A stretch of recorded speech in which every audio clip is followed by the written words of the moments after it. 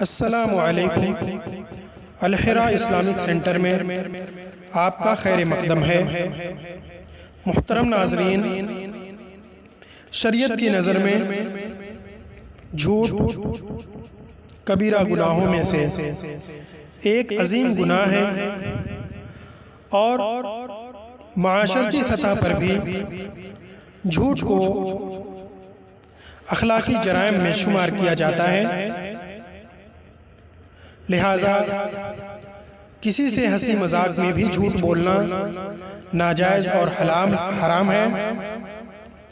سیدنا ابو ہریرہ رضی اللہ تعالیٰ عنہ سے روایت ہے کہ اللہ کے رسول صلی اللہ علیہ وسلم نے فرمایا کہ میں حق کے سوا کچھ بھی نہیں کہتا۔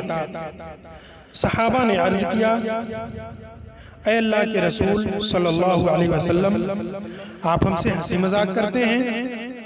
تو اللہ کے رسول صلی اللہ علیہ وسلم نے فرمایا کہ میں خوش طبعی اور مزاح میں بھی حق کے سوا کچھ نہیں کہتا۔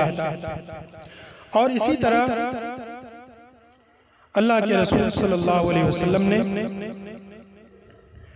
جنت کے درمیان میں ایک محل کی ضمانت دی ہے، خوشخبری سنائی ہے اس شخص کو جو ہنسی مذاق کی حالت میں بھی جھوٹ نہیں بولتا۔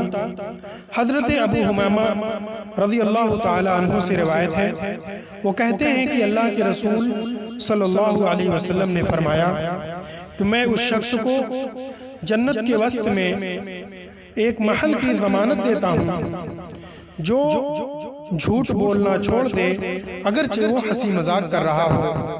لہٰذا ہمیں جھوٹ جیسے کبیرہ اور عظیم گناہ سے بچنا چاہیے، اور اپریل فول کے طور پر جھوٹ بول کر ہمیں اس عظیم گناہ کا مرتکب نہیں ہونا چاہیے۔